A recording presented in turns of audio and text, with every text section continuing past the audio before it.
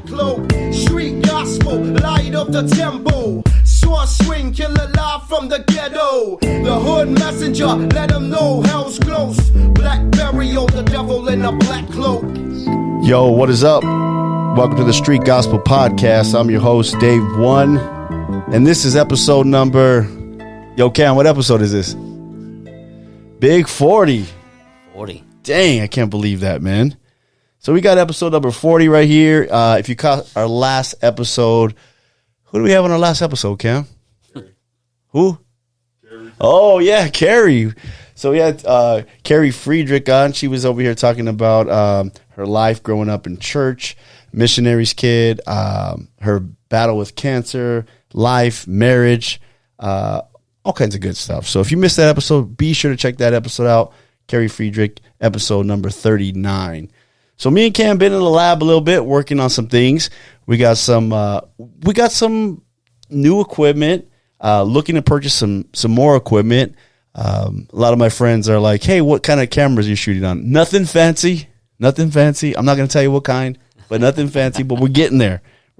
So, but I want to do a couple sponsorships real quick. We got a couple sponsors on the podcast now. We're kind of moving up little by little, but we want to really thank these sponsors. So the first sponsor is Hope and Promises. So the director of Hope and Promises, that's my brother-in-law, Art Pena. He started this nonprofit with a simple goal to provide food, water, supplies, and those in need through local outreaches and local food pantry. Internationally, Hope and Promises has completed humanitarian work in El Salvador, Mexico, Honduras. So if you can, please, this is a good organization, nonprofit. They have a heart for people. Check them out. Donate to them. It'd be great. You can find them online at www.hopeandpromises.com. You can also find them on the gram, Hope and Promises. So check them out. You can see what they're doing. Definitely something worth your money and possibly your time, you know. So check them out. Secondly, I want to give a shout out to Elevate Ministries. Elevate Ministries is a church located in Orange, California. A solid church for young people, families, singles, no matter what race, no matter what color, no matter where you are in life, you are welcome to this church. So if you're in the area, SoCal area, you're maybe in Orange County, they're right there in the city of Orange. Elevate Ministries, check them out. Go and visit. You can check them out online. They're on YouTube, Elevate Ministries. They're on the gram, Elevate Ministries. A lot of good stuff going on. I'm definitely one person that will vouch for them and say, hey, man, this is a good church to go to. All right. All that said and done, I got a guest here today. I mean, we always play a little bit of music with our guests that come in. I thought I'd get a little hip hop here, something a little different. We always play hip hop. But so I invited this guy out. I met him one time. He is my sister and brother's a pastor. They go to the same church, and my sister was like, hey, this guy has a great story. You need to get him on the podcast. And, we were laughing about this before that we started. When somebody says you need to get this person on the podcast, I'm a little hesitant. I'm not going to lie. I'm a little hesitant because, I was like, okay, let me check this guy out. Got to know him, called him up one day. We started rapping. He seemed like a really good dude. I liked his story. I was like, man, you should come on. So he's here. First of all, he is a believer. He's a pastor. He's a husband. He's a father. He's a veteran. Yeah. Oh, and for all my rider friends out there, he used to be a rider. I don't know if he was a toy or not. Maybe he was, maybe he wasn't. I don't know. He was from up north, but he said he was in graffiti, man. I know he's a sneakerhead. I heard it through the grapevine, but he's all around good dude. I want to welcome him to the podcast, Rob Racoma. I appreciate it. Thank you so much. Did I say that right? Yeah. All right, man. I was worried about the Racoma, man. I don't know. Sometimes people pronounce things different. Racoma. You said it just right. Just perfect. So what's up, man? Dude, just chilling, man. I appreciate you guys having me out. I love the setup here. I was looking around because, I went to high school up north, and, You know, looking around, seeing all of the street art, and I see the cans, I see it all, and it takes me back. You know, I see, you know, Dodgers, I see Kobe numbers, I see it all, and it's like, this is a dope setup. It makes you feel like, all right, this dude gets it. He understands it. He's from way back. You're playing hip hop, you know.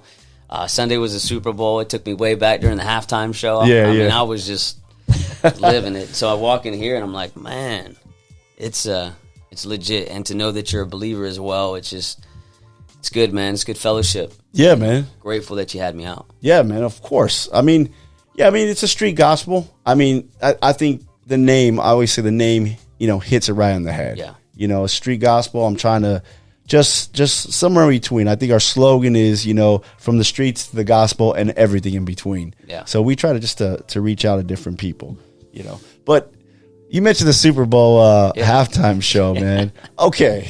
Yeah. You brought it up. Yeah, I did. I thought it was good in some parts. Yeah. Right. And I like the fact that you're a pastor and you said, hey, I was vibing to it. I was. Because there's a lot of pastors out there that will go, no, brother.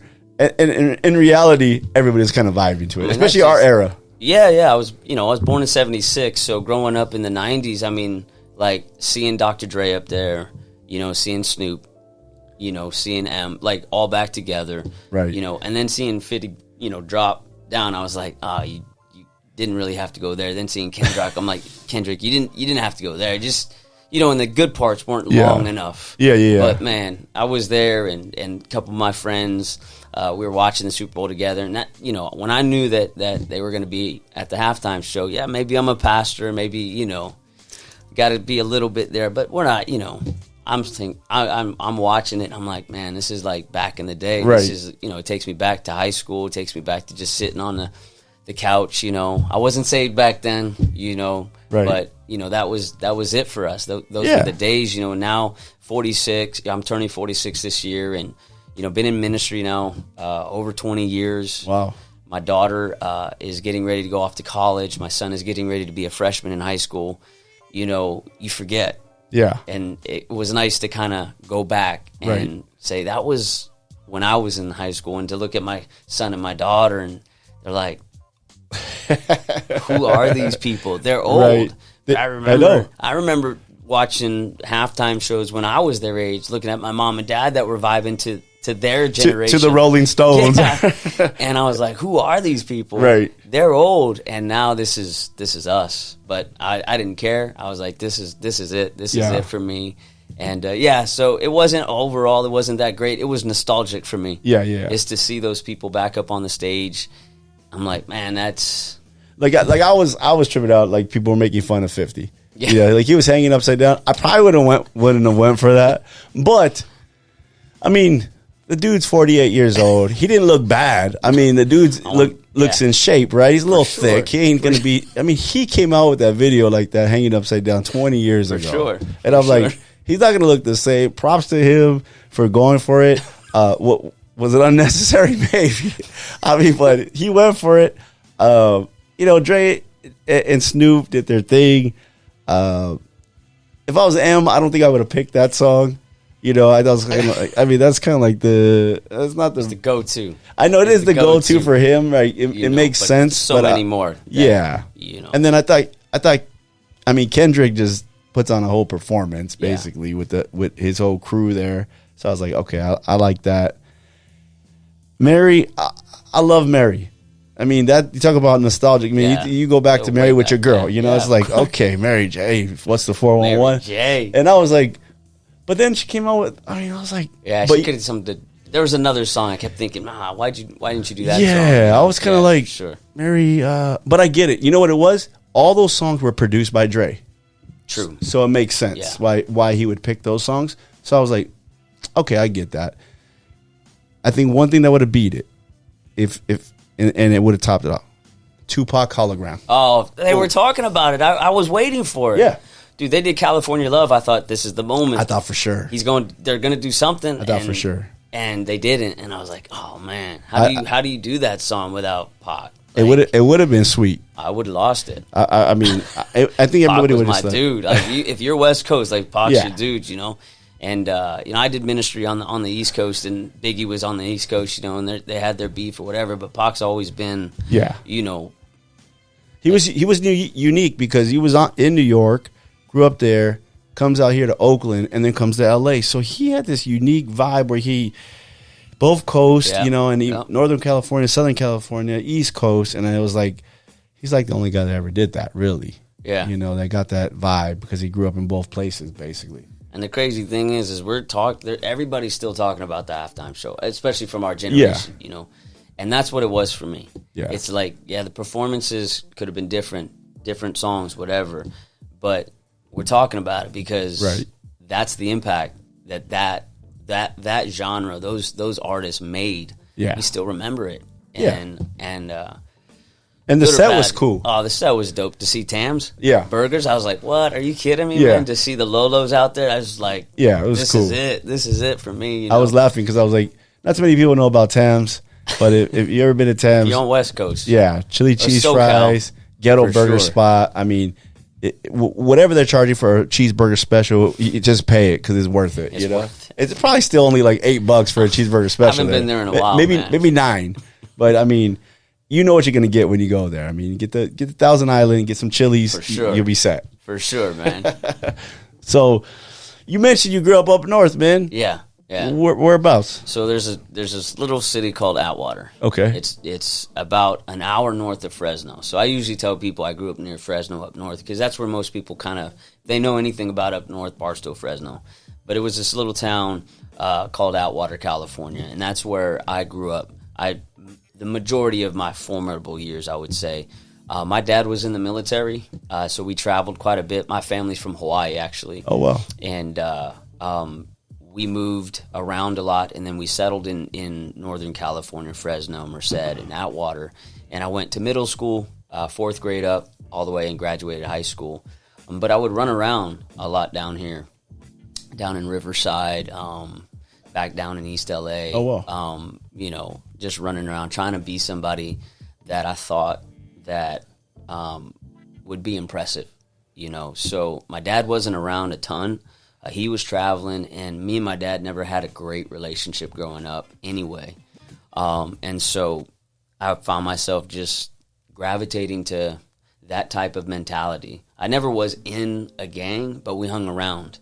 And that mentality, that family that they produced, whether it was real or just they were just manipulating you, it gave you some sense of belonging that I couldn't find anywhere else.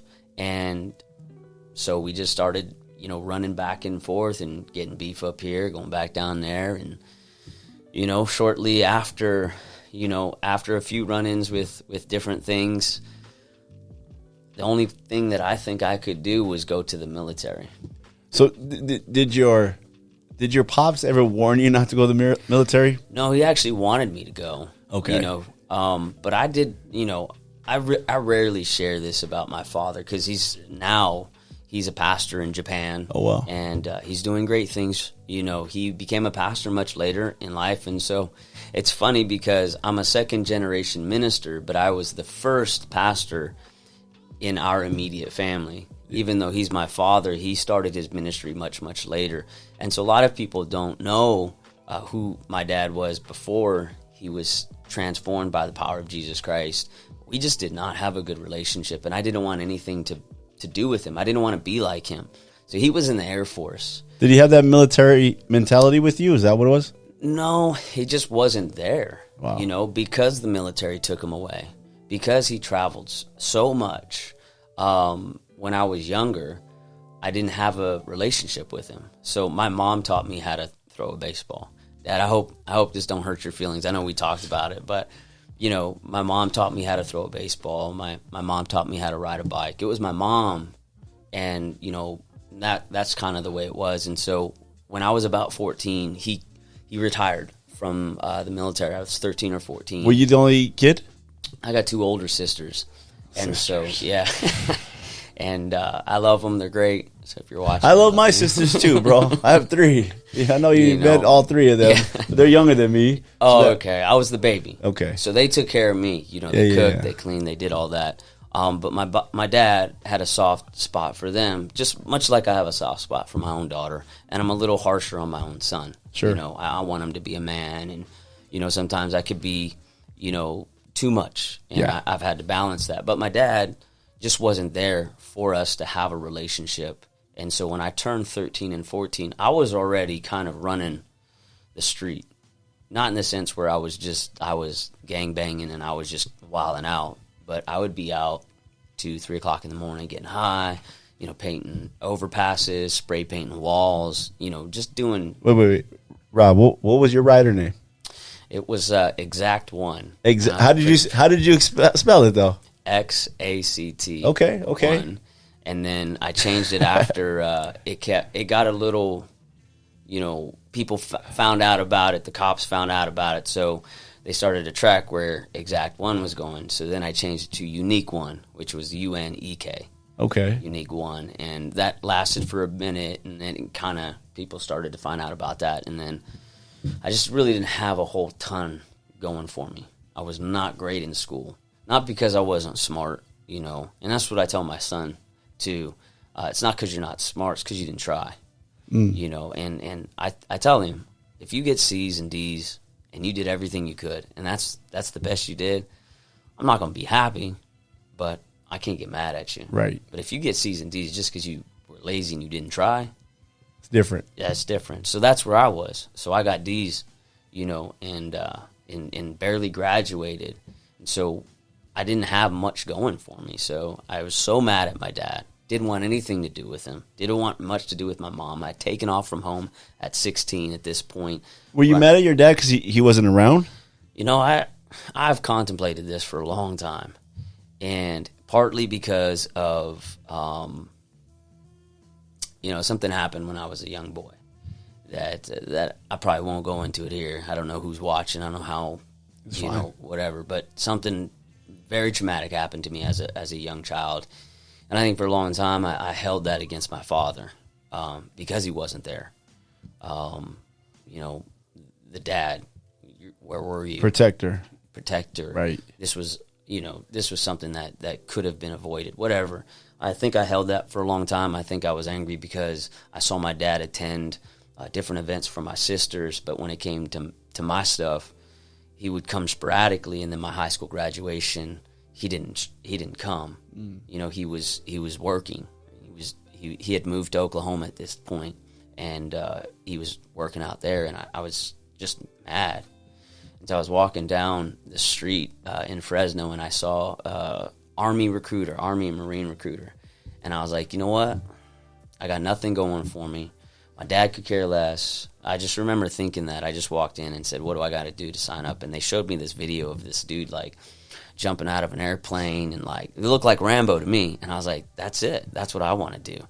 And he goes, well, you got to take this test, this ASVAB test, you know, to see how smart you are and what job you can apply for, or what job you can do in the military. So I took it. I got the bare minimum score you could possibly get, and I really tried, you know. And so there was 2 jobs that I was eligible for. One was an infantry soldier, and the other was a guy that could fill the tanks up with gas. Those were the 2 jobs that I could qualify for. My friend Zach came in here. Yeah. And he said he had the same dreams. He was kind of crazy. He said he was like, I just want to kill people. Yeah. And they were like, all right, sign up. Yeah. And so he said he ended up being like just cleaning the barracks. Oh, really? Yeah, it was like he was like, it wasn't nothing what I thought it was going to be. I was cleaning the barracks. I was getting coffee for officers and stuff, really? and I was like, bro.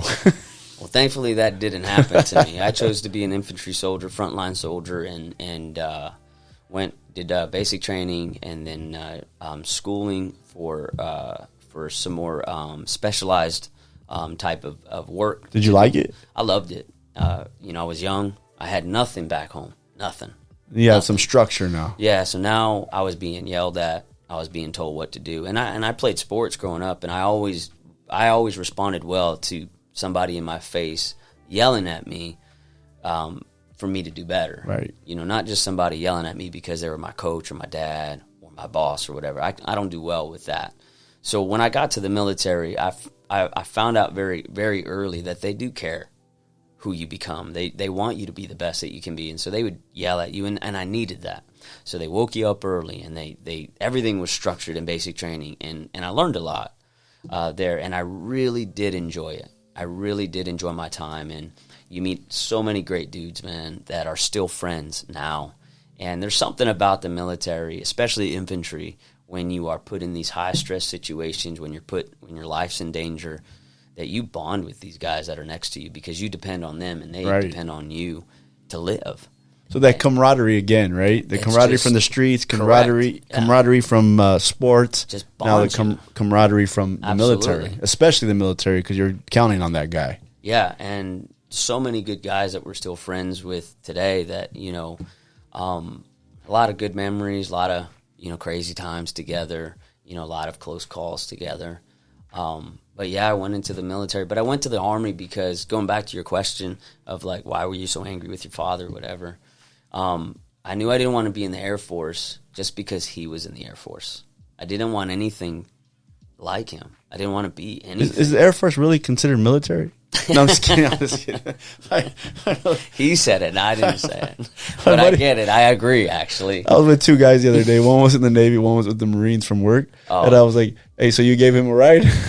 Right? In the ship, you gave the Marine a ride? He just looked at me. Army and Marines, they usually give it to the Navy and to the Air Force. But that's the reason why I didn't join the Air Force. And the reason why I didn't join the Navy is because I just didn't want to be stuck on a boat for like 6 or 7 months. Yeah, I just didn't think I could do that. Yeah. I didn't want the Marines, and I chose the Army because, well, he showed me a really cool video, and I was like, this is it. This is what I want to do. And, so I signed up right there. And unfortunately, at 16, you can't sign up without your parents' permission.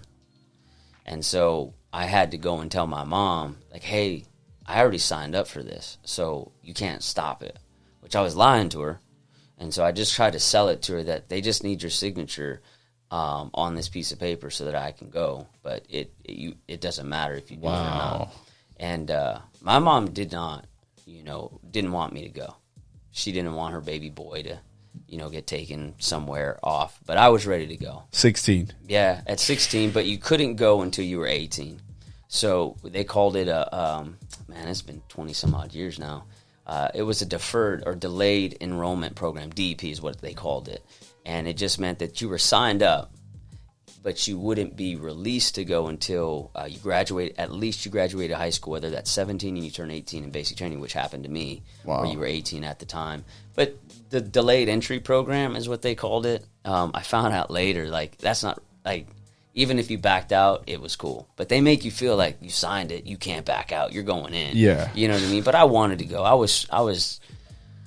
just didn't want to be where I was anymore. That life was cool and it's fun, but I didn't want to be 35 and still, like, hitting the street corners playing with my life. Yeah. Like, I just, there was nothing for me here. And, so I took off and with hopes I'd never come back. And, here I am 25 years some odd later, back. And just real quick, there's one of our pastors at the church. Her name is Alba. She had a church in South LA. And I rolled past her the first time she was showing me the building a couple years ago. And I was like, man, I was arrested. The last time I got arrested was right here on this corner, and it's just kind of nostalgic. But yeah, that was kind of it for me when I just took off to the military. I was like, I'm never coming back. I don't want to see my family. I don't want to see these streets. I don't want to see my friends. I just want to start brand new. And then when I got to the military, I found out, like, how much I missed my family, actually. Not my dad, my mom, and my 2 sisters, and my grandma, but yeah. You miss life, period. Yeah, I missed life. I didn't want to be there living life, but I missed just what it was. Yeah. Waking up, mom, cooking, didn't have to wash my own clothes, didn't have to clean up after myself. I didn't have any responsibilities. I just had to wake up, go to school, and come home. That's all I had to do. Now everything was different. Here I am at 17, and I'm responsible for every decision I'm about to make. And so they teach you how to take responsibility for your decisions and your actions. And so, in basic training, maybe, you do something, but the whole platoon gets punished and you stand there and watch. So you learn very quickly, like, I don't think they're going to be happy with me after Right. they're done with all their push-ups, you know. So you learn very early, like, you need to take responsibility for your stuff. And so, you know, after basic training, I stayed there for a little bit, but then they sent us overseas, you know, into a combat zone. And so most people know that part of my story. Where was that at? Kosovo, Bosnia, did a little bit of tours in some other places. I just did some places that weren't fun. Right. But, you know, most people know those stories, you know, but I don't know. Maybe I'll share some things today that my wife, who's watching, she hasn't even heard yet. But I don't know. Was the military all that you thought it was going to be? You know, there's a couple things I could say. I didn't know what to expect at 17. I just knew I didn't want to be where I was. So I didn't have any expectations. I didn't think that it was going to be like a Rambo movie. I didn't think like it would be like Full Metal Jacket or anything like that. I just wanted to get away. And what it gave me was more than I could ever ask for, actually. It gave me this idea of how to just live as a disciplined human being. And disciplined human beings can do a lot in life. Being disciplined is rare. Yeah. Right? I tell people a lot of times, even in my personal prayer, like, Lord, let me be disciplined. Yeah. Because that's where everything starts. Right. Right? You got to be disciplined to wake up and pray. You got to be disciplined to hit the gym. Yeah. You got to be disciplined in your thoughts, in your actions. Absolutely. You know, how you treat the day. You know, like, it's not, you have to be totally conscious of what's going on. And how you're going to react to it. And I tell people this, like, discipline and consistency is like hand in hand for me, you know? Absolutely. And it takes work. Yeah. Well, discipline is how you get success. You know, you don't do 40 shows if you're not disciplined. If you just wake up and say, I feel like doing it, or I don't feel like. There's days I'm sure you don't feel like setting up. Days like you feel like, you know what, man, I'm not feeling well. But you push through. You soldier through is what we would say. You soldier through. So it taught me a lot. You know, the military taught me a lot. You know, it robbed me of you know, a little bit of my youth. You know, you have to grow up pretty fast, especially in the situations we were in. And you know, even after I got out, you know, I shared with you that I suffered with PTSD for a really, really long time. You know, and it takes something from you, but it gave a lot to me too. I'm the man that I am today because of the military? Of the military, yeah. The PTSD... we kind of talked a little bit about that.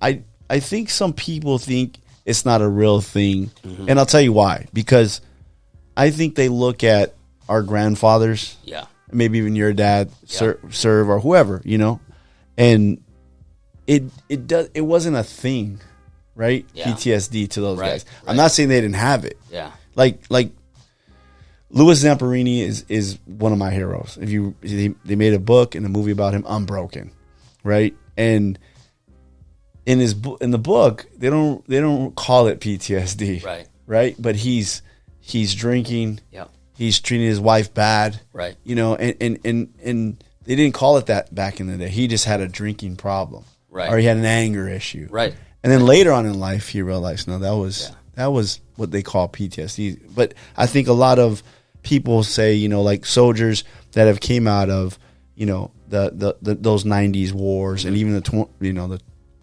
2000 wars, you know, that you know, oh well, they didn't suffer from that, right? Why do you think people say that? I mean, I know those wars were World War I, World War II, brutal, right? I think sometimes they think like these wars didn't have those same effects on men. Maybe they didn't have the amount of deaths. Yeah. But the men still had to fight, right? Yeah. I think it's not really, I'll say it like this. So I joined the military back in the 90s when we first invaded Iraq and all that. And, you know, we're trained as men, not just military men, but just men in general. Like, help is not what you ask for. You don't ask for directions. You don't ask for help. You don't ask for anything. There's a stigma that a soldier who is able to, you know, load a weapon, clean a weapon, unload a weapon in under a minute is now so broken mentally that he can't function in the middle of a crowd, who can't look at fireworks without freaking out, can't be in a crowd. You know, there's a stigma to that. And so it's not so much that it wasn't even there. It was there. It wasn't that people weren't labeling it. We as soldiers weren't speaking up about it. You know, we weren't coming out and saying, listen, there's an epidemic. There are boys, literally boys, that are being forced to become men and coming home at 22, 23, no arms, no legs, their minds are broken, they've seen things they should have never had to see, do things that they never thought they'd have to do, and there's nobody there that surrounds them with the help that they need because they themselves don't understand. And I can remember early on when we got married, my wife, I was angry, and I was a total jerk. You know, I would see things, I would, you know, just be triggered by just different things, and I would just flip on a dime. And, you know, she just didn't know what to do. She didn't know how to love me. She didn't know how to help me. You know, I'm a strong believer in prayer, but I also believe that God has created therapists and psychiatrists that understand how God has made our minds and understand, like, the stress that people are put under, that when that stress that resurfaces, and you're just not yourself. And I could remember early on in our marriage, and I just did not plan on sharing this. You know, my testimony is long, and probably not going to be able to share it all, but I can remember early on, I was still struggling with dreams. My mind would go back to the moments where, you know, it was rough, you know, in Iraq or in Bosnia especially. And I remember this one night, I just had this night terror, and I woke up because Deidre, my wife, was screaming at me, and my hands were around her neck. And it was shortly after that I realized I can't handle this. I can't do this. I have prayed, I have believed, I have trusted. So you already gave your life, came back from serving. How many years did you serve? I served 4 years active, 4 years inactive. And so how many of those were in combat? 3.5. So that's a long time to be in combat for anybody, right? Yeah. 3.5 years in combat. You get out. Yeah. You get married. Yeah. So very shortly after I got out, I got married. So if we just backtrack real quick. So I get out of the military. My parents have now moved to Oklahoma, where my wife is from. Are you realizing your head's kind of different? No. Okay. No. I don't know. You're just like, I just think I'm normal. Okay. You know, so I had all the coping mechanisms that every other person has. I drank a whole bunch. I loved to use drugs, pornography, just anything to get my mind in a different space. To me, it was normal because for the last 4.5 years of my life, that was normal. When you were stressed, you drank. And if you didn't drink, you were weird. If you didn't watch porn, you were weird. If you didn't sleep with 100 girls, you were weird. Like all this stuff. Right. So to me, coming out, I was normal. But to my mom, to my pop, to my sisters, they could see it. They could see it. Yeah. They said, this dude ain't right. But they didn't know what to do because my dad was a Vietnam vet. So he had survived Vietnam. He had come home, and he's living a life normally. Yeah. So nobody knows how to handle this. Right. And so, you know, I get out of the military, and I know I don't want to come back to Cali. I know there's nothing here for me. I know the moment I hit the ground, and I'm going to call up my old boys again, whatever, it's just going to happen. So I said to my mom and dad, I said, can I come home and live with you guys for just a bit? I have no skills. I barely graduated high school. I've been in a foreign land for the last 4 years of my life. I have the skills to kill, not much else. So help, you know. And so they said, yeah, of course, you can come home. But my mom said, if you come and live with us, you have to come to church. You have to come to church. And I was like, all right, I can do that. I can play the card. I did it when I was in high school. I can play this card again. I can act, you know, for you, especially if you're going to let me live in your house for a minute till I find my own place. But once I found my own place, I was determined and prepared to just get right back into drugs and alcohol as deep as I could get. I was in a very dark place.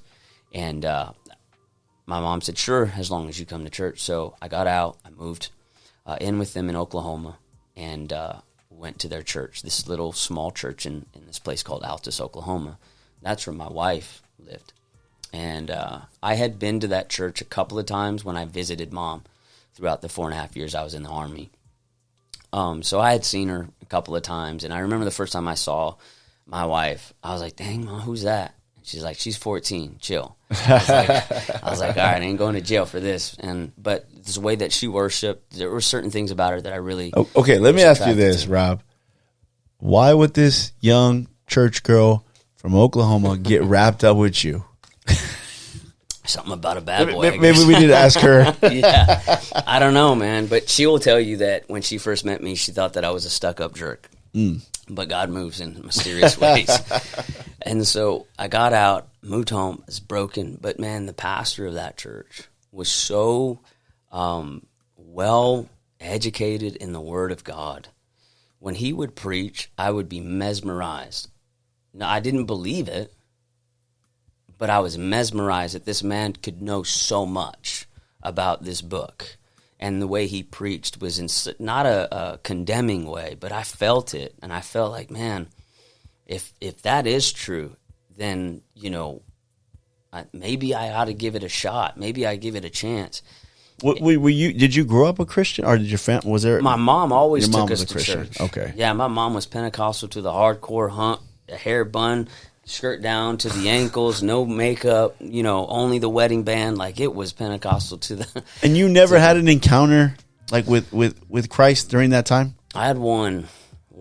It was at a youth convention, and I was incredibly drunk there, because my whole intention, I was at that time, I think I was probably 14, and my mom was on her last, like, just ditch effort to, like, save her son. Wow. I love my mom. I'm here because of my mom. You know, my mom's prayers saved my life. Yeah, I always ask that encounter thing, because a lot of kids just go to church, they never really have an encounter, and then they just keep going. So it sounded like you just kept going. And yeah, I just had one. It was at a youth convention. I was incredibly drunk, and the altar call happened, and I went. I was like, this is a joke, so I'm going to test it. And I went down, and the moment I hit the altar, I was completely sober. My mind was there. And that was it. I didn't confess Christ. I didn't receive Christ. I just said, whoa. You knew he was real, though. Yeah, I knew, like, okay, there's something to this, but I don't want it. I'd heard it my whole... I was in children's church. I could sing you all the songs. Okay. Father Abraham. Like, I could sing it all. I remember that song. Yeah, Father Abraham had many sons. You know, all of that, those. I sang all of those. I was in youth group. Like, I went to youth convention. You know, I pretended this whole time. I didn't believe one lick of this stuff. Why do you think you didn't believe it? My father. How can you tell me a good father is a good father and this is what you gave me? Right. You know, my family, just that's what I saw, and it. You know, I'm a very analytical person. Like, I care less about the what. I want to know why. Don't tell me that I can't do something. Tell me why I shouldn't do it, and I won't. But if you don't tell me that the reason why it's not good for me, I'm going to try it out. Right. So you just tell me, hey, drugs aren't good for you. But why?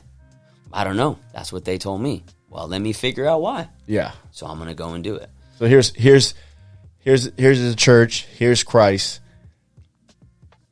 But then why is my dad acting this way? Yeah, nobody helped me reconcile the thought of he is a good father. Has nothing to do with the way your earthly father is.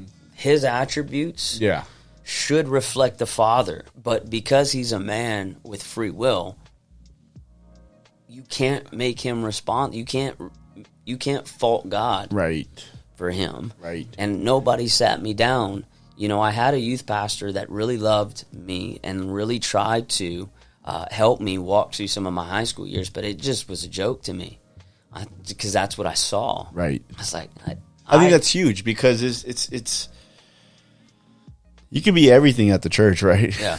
Your family could do the whole shebang, and then it's a different story at home. It's a different story at home. It's got to match. Yeah, and it wasn't like my dad was faking it or pretending. He was who he was all the time. It was what I heard is he's a good father. You can trust him. But this is my idea. This is my father. So when I hear father or see father, I automatically think, well, that's who you are. So eventually you're going to abandon me. Wow. Right? Eventually you're going to not teach me the things that I need to know in life. Eventually you're going to allow something painful to happen to me and not be there to stop it. Right? Which is the whole thing. Why do bad things happen to good people? I was on that track of, if God is truly real, then why does this happen? Why does that happen? If he's truly a good father, why does this happen? Because he was supposed to be a good father too. And this happened. And so I fought with that. Yeah, I fought with makes that. sense. So I had one encounter where I knew the reality of God. I knew that he was real. And if he was real, then I know that if I prayed to him, then I think he would hear me.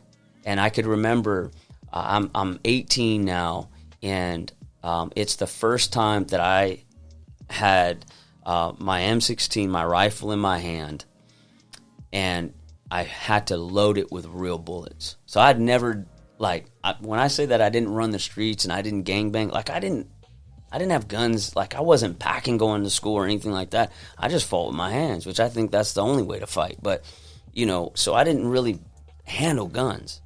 So this is that first moment.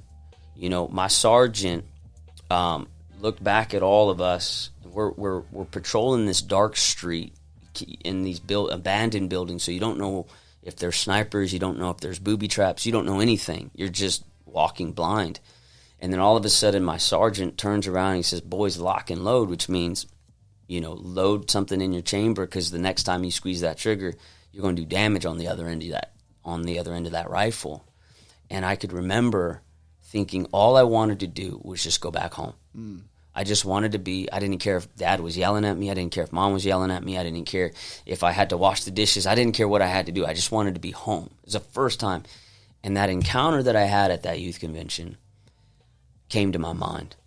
If he was real then he still has to be real right now. I'm not ready to give my life to you. Just don't let me die. Yeah. Yeah. And it popped off. And,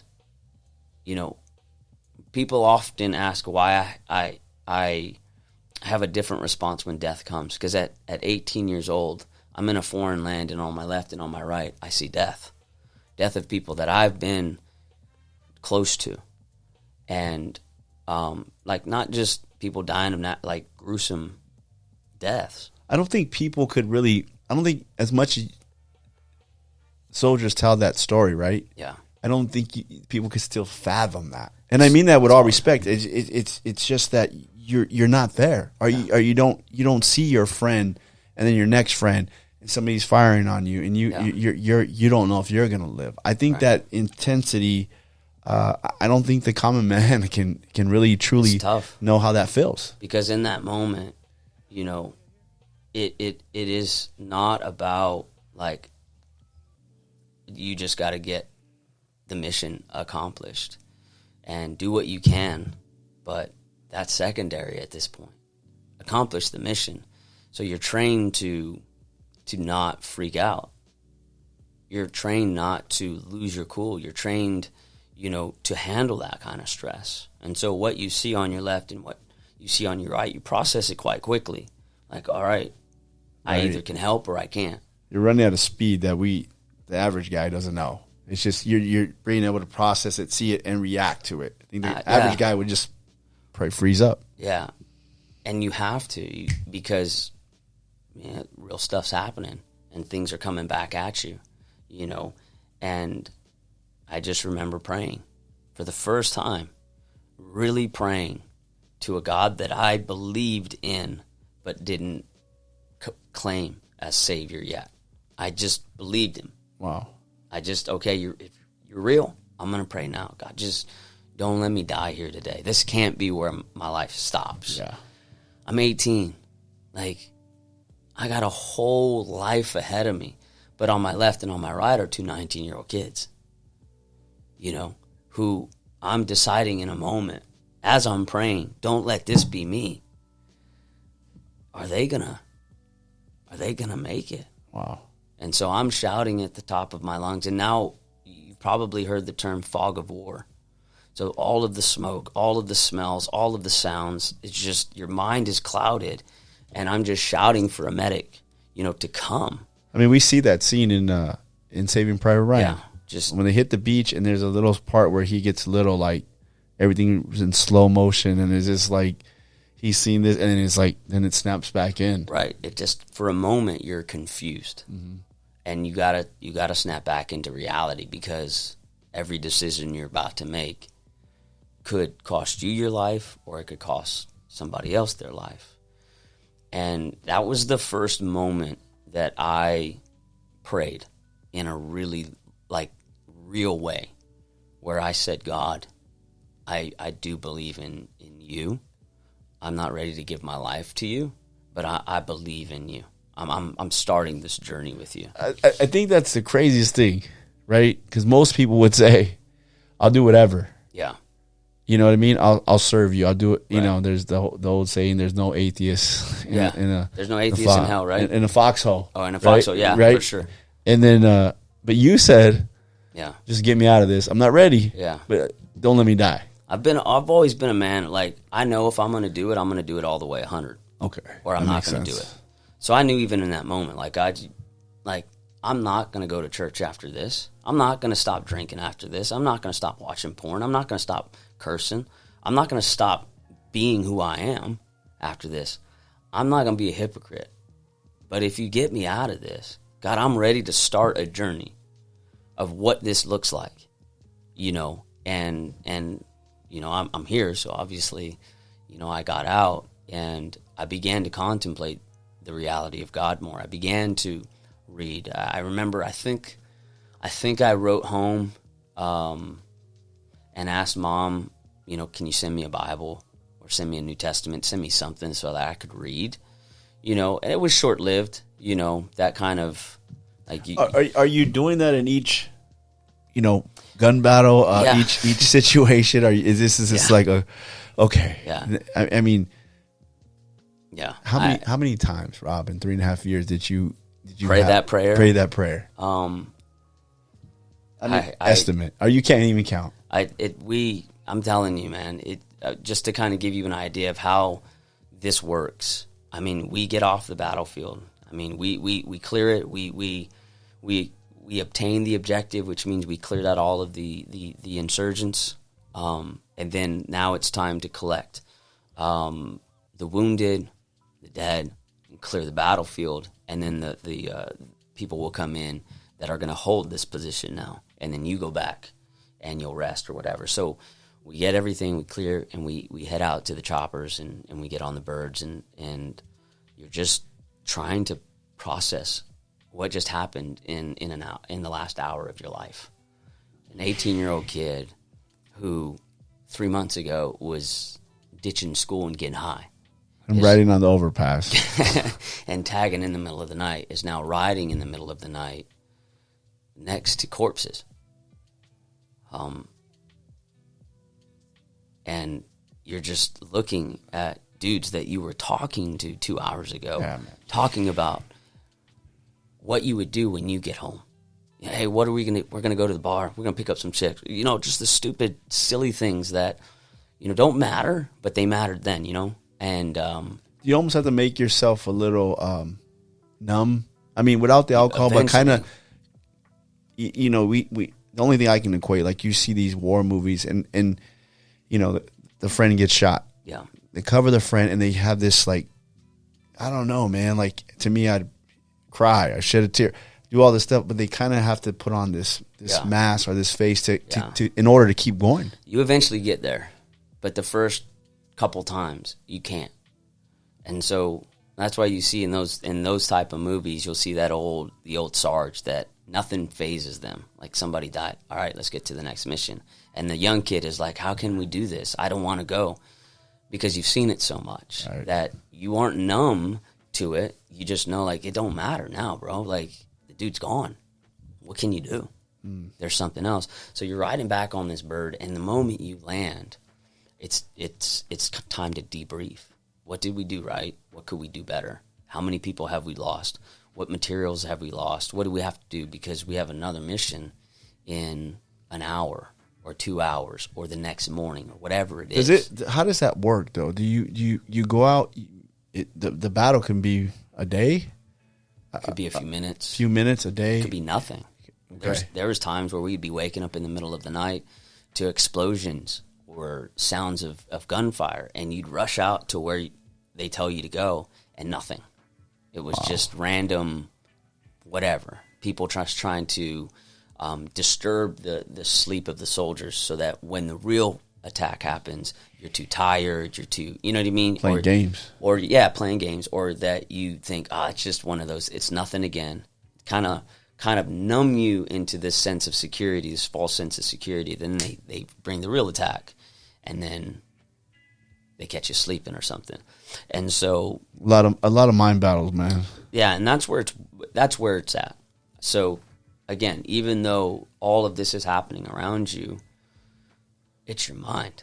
And that's why PTSD is so real. It's because it's your mind. You are trapped in a world that nobody understands, man. Like, nobody gets it. Like, it doesn't matter what traumatic experience it is. It could have been a childhood trauma. Right. Seeing your dad get arrested, seeing your mom be abused, seeing your sister. What does it matter? Like, when you're triggered, nobody understands the world you're trapped in. Nobody, they don't know because they weren't there. They haven't been there.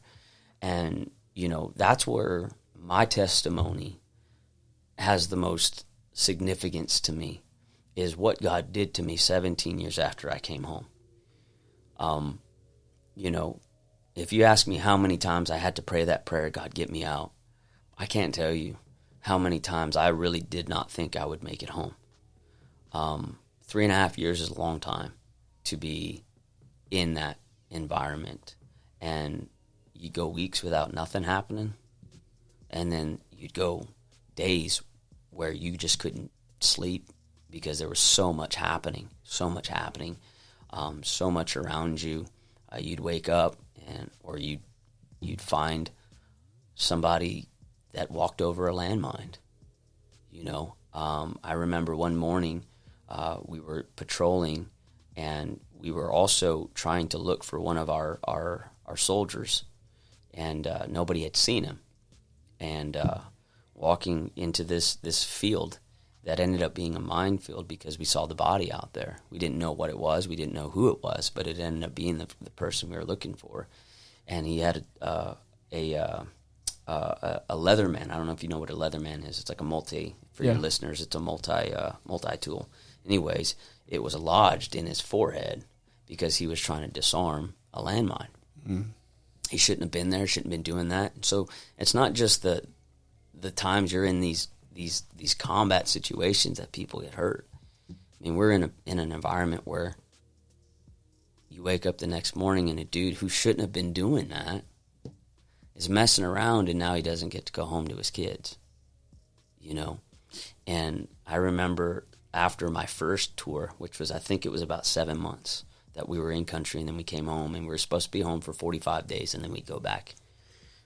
I remember I had been through so much at that point that nothing mattered to me. Like, now you're the hardened guy. Yeah, now it's just like, man, I've been here for 7 months. I've seen it. It's whatever, man. It's whatever. Like, the caskets are coming off, whatever. It's whatever, But what broke me was watching some of my friends go to their families. And us single guys were like, whatever, man, let's go to the bar. Let's hit the bar. Let's go. But then watching, wives and children go to those caskets because that's where their family member was. Right. And you never get used to that. I don't care how many times you see that.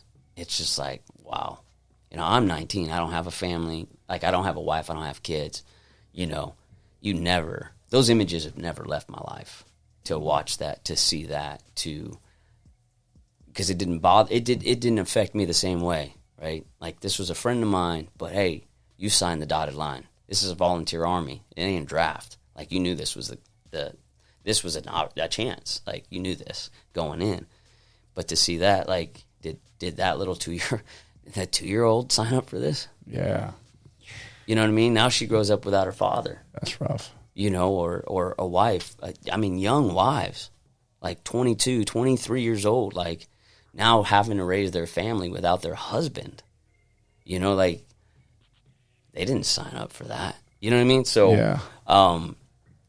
You know, so yeah, I remember coming back the first time, and then being back. And being back never really meant being back. You were training. So we would be back for 45 days, but we would be what they call in the field. So it'd be out off base somewhere in the training fields for 30 days. You'd be out there, so in the middle of nowhere.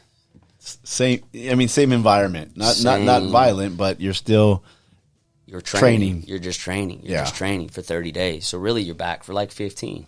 You know, and a lot of the husbands are coming back. They're just not. You know, we're not normal at this point, man. And does the military recognize that? Like, they do now. They do now. Okay, yeah, because a lot has changed. Yeah, so I'm thinking, like, you start seeing a guy that's a little bit, you know, going. I had a guy in here, Billy Hall, and 3 tours in Vietnam, and his father was in World War II. Okay, so after the first tour, he was like, "Hey, Billy, no," and Billy signs up again. Yeah, goes second tour, and his dad was like, "That's it. Like, I know, like, you don't want to do that again." Yeah, and does 3, and they sent him home because he didn't get into details, but he said that it got bad. Yeah, that last fight was really bad, and he wasn't all there. Yeah, and so they sent him home, and his dad was like, "Hey, I knew that was going to happen. It's just too much." Now it's a lot different. This is 20 some odd years ago. This is back in early mid 90s now at this point. So again, there was no, you know, Vietnam had taken place decades before the 90s hit. So, you know, everybody has seen the Vietnam vet, you know, on the corner, you know, homeless, you know, drugs, and there's never been help for them, like real help for them. That's part of PTSD, right? That we don't equate the Vietnam vet on the corner or messed up walking around the street. They can't function in life, right? They just can't. I mean, that's a good. See, it's a good example, I think, because we think this guy just blew his life out, or he didn't make the right decisions, but it was.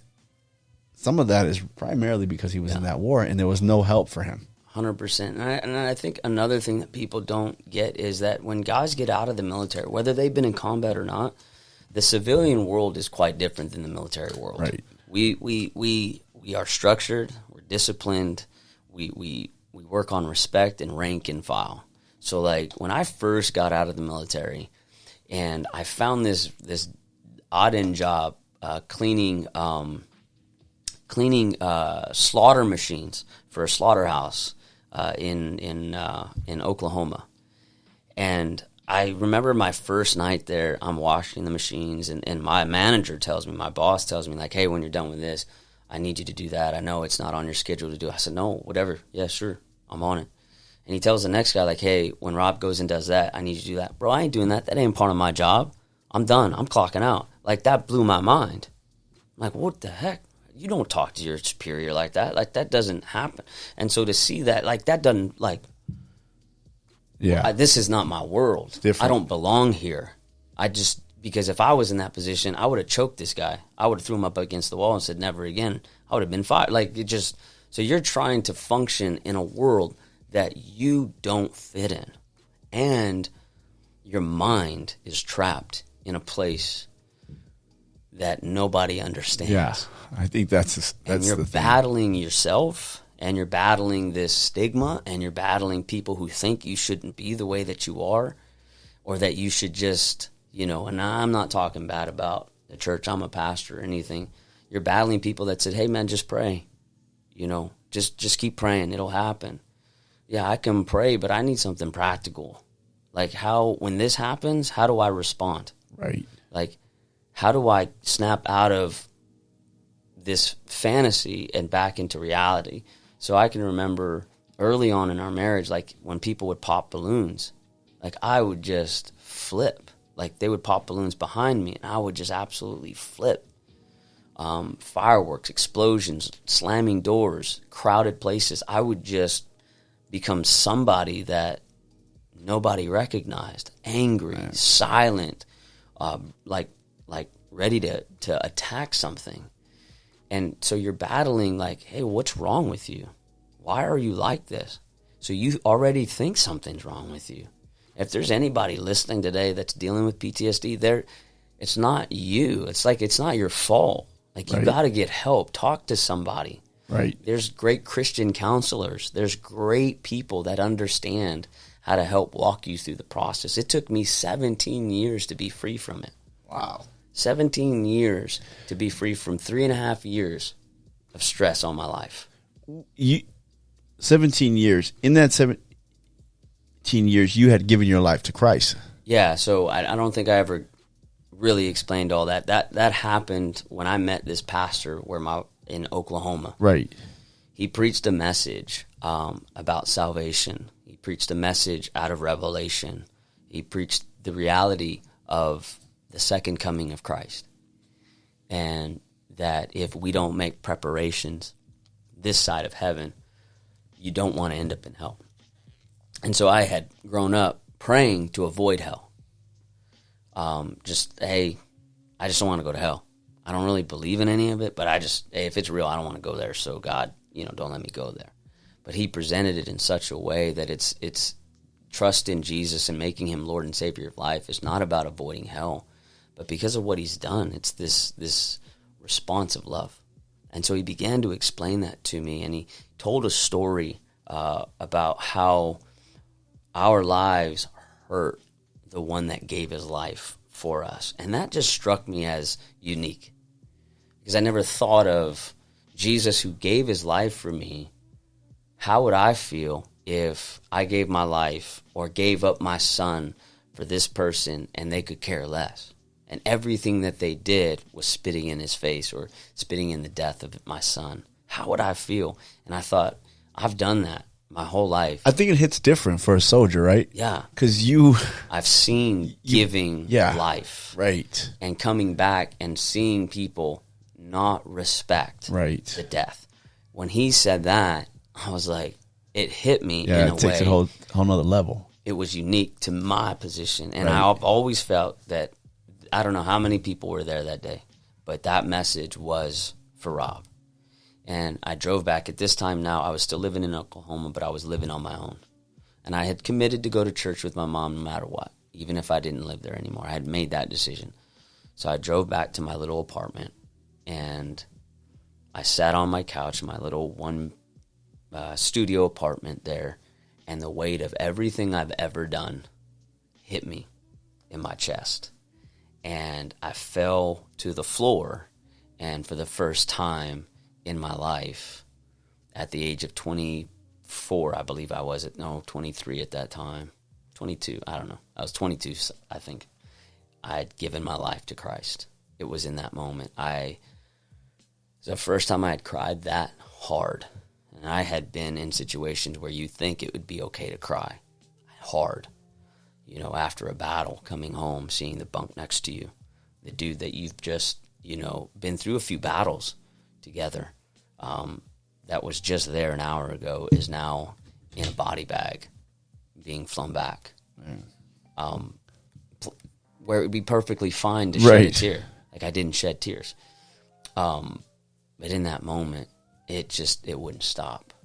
And I don't know why, but before that, I had never cried that hard and that much. And since then, I've never cried that hard and that much. That was the encounter. That was the second encounter that completely turned my life around.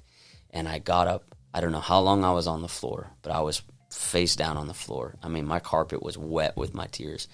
I got up and I said, God, that's it. I give you everything. I give you the drugs. I give you the alcohol. I give you tobacco. I give you the porn. I give you my life because I'm done. I'm tired of fighting.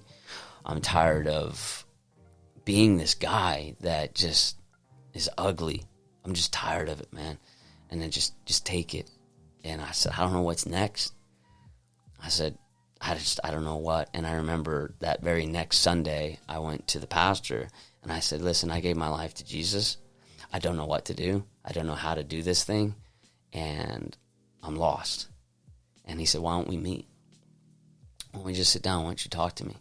And so every week I would go in and I would talk to him. And he would share with me his life. And he would share with me scriptures to help me. And then, and then I knew I was saved. And I still struggled, as we all do with things. And I was still dealing with PTSD. So I'd have dark moments and I'm all by myself. I'd find myself cracking open a bottle of beer or taking a couple shots of tequila or turning the TV on. And, back then it was VHS, slapping in a porn VHS and still trying to cope, But then I'd go back to Jesus and, I think that's big because a lot of people think sometimes they have to clean up their life. Yeah. Right? Before they give their life to God, or wait till I straighten this stuff out. And some people give their life to God and instantly they're delivered. And some people, it takes some time to get rid of that. And I think that's a huge point to make because I think it's give your life to God and let him help you with these things instead of you saying, I'm gonna get these things. We can't do it, right? It's impossible for you to try to get rid of that stuff on your own. Or say, hey, I'm going to come to God, when I clear this all up. It doesn't work that way. Yeah, it doesn't. I couldn't do it. I tried everything to fix my life, to make the dream stop, to, I just tried to do everything to stop and it just didn't. And, after that, it was still hard, but I was grateful I had a little church that I could go to and talk to the pastor. And at that time, I started to really get interested in my wife. I was like, all right, I turned my life over to Jesus. This has got to be, you got to be right. Because when I would try to talk to her, she's like, listen, if you ain't about Jesus, I ain't about you. We ain't doing this. You know what I mean? And so I gave my life to Jesus. And shortly after that, we began to date. And then her whole family moved to New York City. So then I thought, well, it's got to be God. I got to go to New York too, right? So I prayed and I fleeced the Lord, as they say. I asked God for a sign, and He showed me a sign, and I took that sign, and I moved to New York, and we started going to this little itty bitty church. Were you guys married now? No, we're still dating at this time. So I moved, and their family was gracious to let me sleep on their couch for a few weeks, and I worked with her father where he worked just to make some money, and then I found my own place, and we started attending this little small church, and that's where I found my first mentor in the ministry, Mike Ferguson, who unfortunately passed away a few weeks ago. He was the first one to really challenge me to go to Bible school and to pursue ministry. And he was actually the first one to sit down with me and said, mentally, you're not right. Yeah. I think I want you to talk a little bit about being saved, but still having these battles of PTSD, being, in ministry and still having these battles. Because I think there's a huge stigma with that. Yeah. You shouldn't battle that stuff. Right. You should, and a lot of people think, I give my life to the Lord and all that stuff just goes away. And that's not necessarily true for everybody. No. It's still things you have to deal with, right? Yeah, for sure. So, I got saved and I gave my heart to Jesus. It was an authentic conversion. It wasn't a, hey, get me out of this and I'll serve you. It was all out. It was just me and Jesus in that room, And, I thought, I had the assumption that once I get up from the floor, it's all gone. Every temptation, gone. Every craving, gone. But it wasn't. PTSD, which I didn't know what it was, but all of the dreams, all of the frustration, all of the anger that was pent up, all the fear of going in public, all that will be gone. because Jesus, you're my Savior now. Right. But it didn't, you know, and I've heard of stories of people that got saved, they put their needles on the altar and never touch them again. That's not my story. And I know a lot of other people that's not their story either. And it was a struggle, you know, it was a struggle for a long time. Now before I moved to New York, I had quit drinking, I had quit smoking, I quit porn as much as I could. I still struggled with it, even probably a good year after I got married. You know, I still struggled with that stuff, but what I continued to struggle with was rage and anger, because of my father, I would say, because of this, I would say, but it was really just dealing with this PTSD, you know. And man, if I tell you that I prayed for God to take it, I mean, it was a daily prayer, like, God, I don't want to be this way. How bad was the anger? Is it to the extreme of you feel disrespected at the store or by a person, or, you know, really? Was that extensive? Yeah, like, it was bad. Like, it was bad. I would have to literally leave places so that I didn't react in the wrong way. You know, we would invite people over to our house after we got married, and something would trigger, and I would tear the blinds off of the wall and throw them and just go on a tirade of just oblivious anger at absolutely nothing, because I saw something.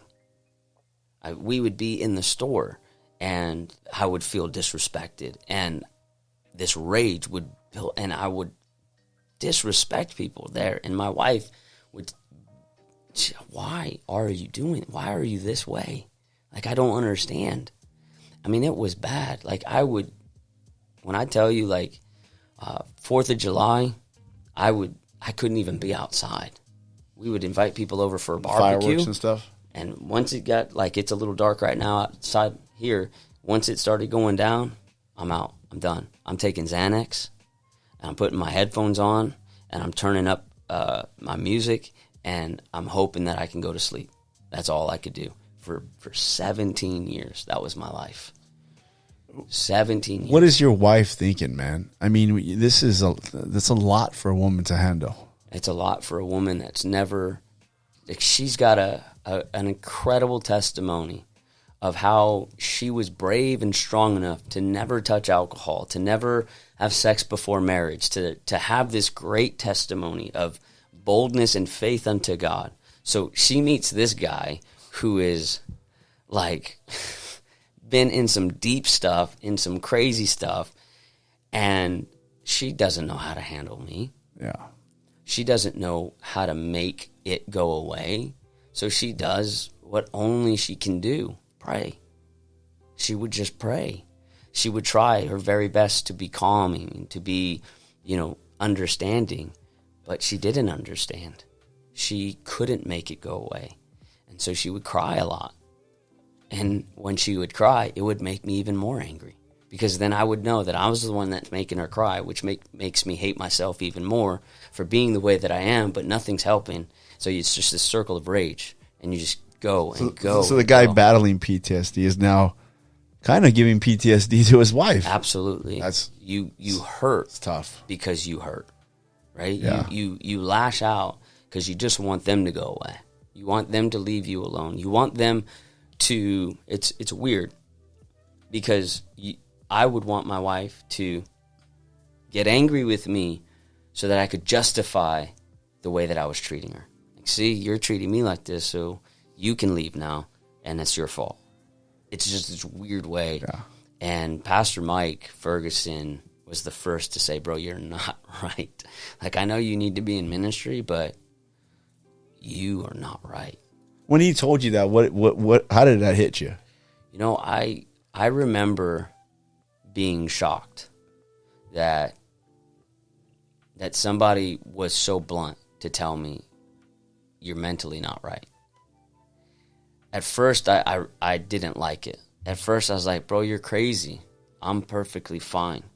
And then we went home and we had an argument about it. And my wife said, see, he's right, which made me even more mad because I knew she was right. I knew he was right, but I wasn't going to take the help immediately. It would be a little bit before I would say, okay. Was it because you didn't want the help? Because was it pride, or was it because you knew it was pride. Okay? It was pride, and So you knew it would take a lot of work. And even now it's hard to talk. Yeah. You know, because to deal with PTSD is to recognize those moments that gave you the stress in the first place. So it's talking about the corpses you're flying back with. It's talking about your best friend that you had to tell his daughter that, Pop's not coming home. And listen to his 5-year-old son tell you, were you there? Oh. Could you have done anything? Watching his wife say, what am I supposed to do now? You don't want to talk about that stuff. Yeah. You don't want to drag all that stuff up. And so, but we had to. And so it would take a little bit before I could get to there. And so Pastor Mike probably knows more about my life than anybody, including my wife, because there were some sessions that she wasn't a part of. But he was so good that he would bring her in because he taught her how to love me better, how to be patient with me, how to, not make it worse. And we counseled with him, and we were in ministry. We counseled with him for a good 2 years. And after counseling, you'd think, oh, then it should be okay. Counseling is good if you put the work in. Yeah. Counseling is good if you listen to your therapist and to your psychiatrist. It's good if you put the tools into practice. And so the next couple of years would be learning how to put those things, learning that it's okay if you got angry and you messed it up. You didn't react the right way. It's okay. It's okay. We're working through this. Because now you're recognizing your mistakes. Right. The old times you didn't really. You're like, what's the problem? I'm normal. Right. You're the one that has a problem. I don't have a problem. And even for men in general, correct, to recognize their and you're a faults military is guy. kind of tough. You're a military guy. Yeah. Like, you're not supposed to need help. Right. You're supposed to be the one everybody runs to for help. And yeah, so it would be a few years before we really kind of got a handle on, how to manage this thing. But there were still certain situations that I just couldn't be a part of. Fireworks would be one of them. Large crowds was another one. There's, flashes of light, different things like that. Movies like Saving Private Ryan. I probably watched Saving Private Ryan probably a decade after it came out because I just couldn't watch it. My uncle Sonny, he passed away a couple years ago, but he was different because I remember he came over one day and my father-in-law, they both were in Vietnam. Yeah. He didn't really know my father-in-law, but my father-in-law really doesn't talk about Vietnam. Mm-hmm. It was trauma for him, right. And so he didn't really share a lot of things with Vietnam. My Uncle Sonny was different. Mm-hmm. He would talk about it. Yeah. It was a strange dynamic. And we're like, Uncle Sonny's a war hero. Yeah. And then when my Uncle Sonny met my father-in-law, it was weird because my Uncle Sonny's like, oh, I have this book, check it out. And it was about the war. And my father-in-law was kind of like, I'm not into that. Yeah. And I always thought it was, I recognized the dynamic there. It's just two different things. Yeah. And then one day, it snapped in my Uncle Sonny, and he was watching Black Hawk Down. Oh. And he had watched all these movies, but from what I understand, Black Hawk Down is pretty intense, and I've seen the movie, but they say it's pretty intense and pretty close to. It's very close to reality, to the Rangers, yeah. And so he had a little hiccup, and he kind of freaked out for a while, and it didn't. And I know he masked a lot of that over the years with drugs and things like that. Yeah. But he never was the same. Mm. He was always cool, and it really kind of, and I was like, man, I just thought it was weird because it was decades later. Yeah. You know what I mean? It was so further later in his life that it finally just was like, it hit different, You Yeah. know, and he had to really address that in his life. Yeah. I think for everybody, it's different. The majority of vets won't talk Yeah. much. They just don't. It's hard. It's hard to relive that. Right. You don't want to. You know, I don't want to think about it. Yeah. Even to this day, I can talk about it and without the same emotions that come up, but there's still emotions that rise up with it. You know, you don't walk through. I mean, just it's one story that just always blows my mind. You know, we're patrolling yet another dark town, just empty town, and these are dangerous towns because you don't know if anybody's hiding out. You don't know if there's any snipers, and an explosion goes off right to my left. I really should be dead. I really should be dead. I shouldn't be here. And nobody understands why I'm still here. I mean, obviously God, right? But, I mean, it just, this explosion on my left side, and, you know, I joke around a lot, but I can't hear well out of my left ear, so a lot of times I have to watch people speak so I can see what they're saying, a lot of times to me. But everything around me was carnage, everything. And there I am standing. There's not a mark on me, not a scratch. There's no way, there's no possible way, like the human mind. But why me, right? Why me? Why Rob? Why not? This guy is a good guy. This guy is a father.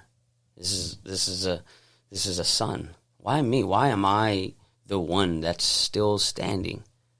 You know, and then to go back, and then you're sitting there with your captains and you're sitting there with your other supervisors, and they're debriefing you, and they're in amazement. Like, why are you still here talking to us? How in the world did this happen? You can't be telling us the truth. This is not the way that it's supposed to go down. So you're reliving a tragic moment, and people don't even believe you. And, you know, it's stories like that I have to go back to, and it's just like, I don't know. How do you tell people this? How do you talk about this? You know, how do you talk about the time you stuck your hand into somebody's chest to try to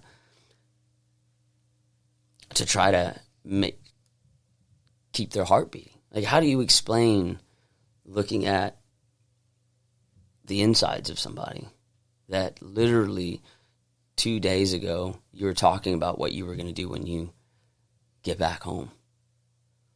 You know, how do you come back off of a plane and your best friend is in a wheelchair and he just looks at you and all he says is, "I'm glad you're home, but I can't even hold my daughter today."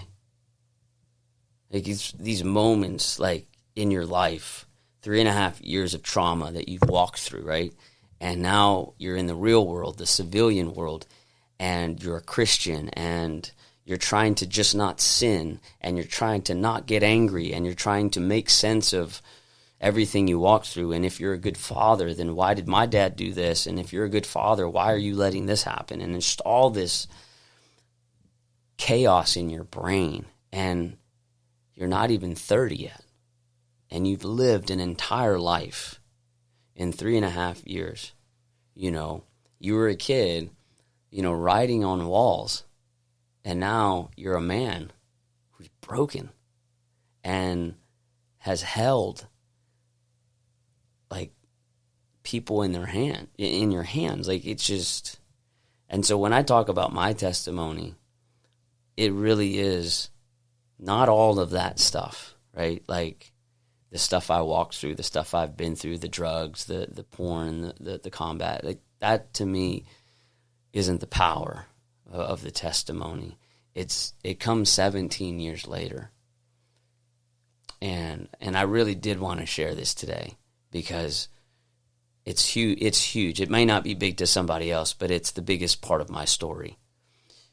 We were pastoring in New York City for 20 years, and then God called us here, back to California to help in the current church we're at now. And 4th of July came around, and I thought, God, this is the year you got to release me. You just got to. I can't. You know, we've moved away. We don't have family here. We don't have, we're just getting to know people here. Like, we don't have anybody. It's just my family and me. I don't want to be absent today. I don't want to be up in my room, not drugged out, but, with Xanax. I want to be in the moment with my kids. So 17 years, Rob. 17 years. My wife, who we've been married, we're going into our 22nd year. My wife, for all of those years, we've never lit a firework together. We've never sat under the moonlight to watch fireworks. Never. 4 years ago, my daughter is 12 and my son is 8, and their whole life they've never been able to light fireworks with their father. And I know that sounds simple because, that's what you do on 4th of July or, the New Year's. But I said, God, you have to release me. And this is my testimony, right? I looked over at Deidre. I said, let's go get some fireworks. And you should have seen the look on her face. She couldn't believe it. She's like, are you serious? I said, yeah, I think I'm ready. Nothing big. I don't need to get rockets in the air or anything. But the little smoke ones and sparklers, and then, for other people, they're like, oh, that's little, right? But it's big, right? Yeah. And so, our first 4th of July here, I remember just being able to light a little sparkler and hold it in my hand and watch the joy on my wife's face because she knew this was the victory we had been believing for and praying for. Wow. And I'd light that little sparkler, and then it just like as a kid again. Like, I've missed 17 years of blowing stuff up, right? And so I'm like, give me another sparkler, and so I'm putting 2 together so it's bigger, and I'm lighting all the smoke things, and then we have this little string of the ones that pop, and I was like, I'm ready, let's do it. And so we did that, and I actually fell in love with fireworks, and so now, here we are lighting all these fireworks, and then the next year, we go back to New York to visit her family. And on her street, these guys go all out. They spend 5, 6, 10 grand. Talking like humongous, like Dodger Stadium type of fireworks, humongous fireworks. There's never been a moment where I could even fathom thinking that I could be anywhere near that stuff. And I said, this is the year we're going to do it. This is the year. And they just started lighting them up, and it got dark. And I said, baby, we've got to get a picture of us under the fireworks. And so we went out into the middle of the street, and they're just, it sounds like a war zone. And I have the biggest smile on my face. I am just running down the street like a kid. And that's my testimony, not all the stuff that I walked through, that I put myself into drugs, I put myself into porn addiction, I put myself into alcoholism, I joined the military, I walked through all that stuff. The testimony is that 17 years later, I'm able to see the hand of God. And so it wasn't easy. It wasn't fast. Rob, what kept you going, man? Most, I'll be honest. I tell the story. We think about Paul with what he had, the thorn in the with side, the thorn. We don't know what it was, right? And he's telling God, "Take this away, take this away." Yeah. Nope. Yeah. Most guys would quit. Yeah, there were times where I just said, "Okay, if this is it, then this is it. I'm done. I'm not going to serve in the ministry anymore. I'm going to leave my family." I've never really shared any of that. There was times I said, this is it today. I'm done. I can't put my family through this. I'm not going to keep being this person to them. I'm done. They're better off without me. I'm going to go commit suicide. I'm going to... And this is after being saved. I'm saved. I'm pastoring at this point. I think that's so real, pastor. man. I've been an associate pastor. I've planted a church at this point, and I'm saying, this is it. I'll just take the car and I'll drive it off a cliff, because that's got to be better than watching my family suffer, right? And it was my wife. It was my wife who never quit on me, who never stopped praying and believing that God could set me free, who never made me feel bad, who never made me feel like I was missing out on anything, who never made me feel embarrassed. Like the moment a firecracker would light or somebody would pop a balloon, she would always just grab my hand and say, "Do you need to go?" I said, "Yeah, I need to go. I need to go." And she would lovingly let me go. And she would bring me food she would just come in and check on me. "Are you doing okay? Are you all right? Wow. Is this too much? Do we need to do anything else for you?" She never made me feel absent, and she always defended me if anybody else would say, "Well, hey, where's Pastor at?" Or, "Hey, where's Rob at?" Or, "Hey, where's our son at?" Like, "Oh, he's resting," or whatever. She would always just defend me and make sure that, I didn't feel bad. And so I knew, like, if she wasn't going to quit, I'm not going to quit. So she's a real soldier. She's the real soldier. I put her through a lot, man. I woke up in the middle of the night, like I said, choking her. I never physically abused her. I never did anything like that, but I did punch some holes in the wall. I've broken quite a few things in our house over these years with this rage that I had. And, are there still days, even now, where that can still happen? Absolutely. There are absolute times where my mind snaps into a moment. But because I've been set free, because I learned some tools, I'm able to very quickly bring myself back to reality. You're not there anymore. You're not there. You're here. Look at your wife. Look at your home. Look at, wherever you're at. Touch the car. Grab your wife's hand. That's what's real. Mm. Where you're at in your mind, that's not real. You can't touch any of that stuff. Grab somebody's hand. Do something to bring you back.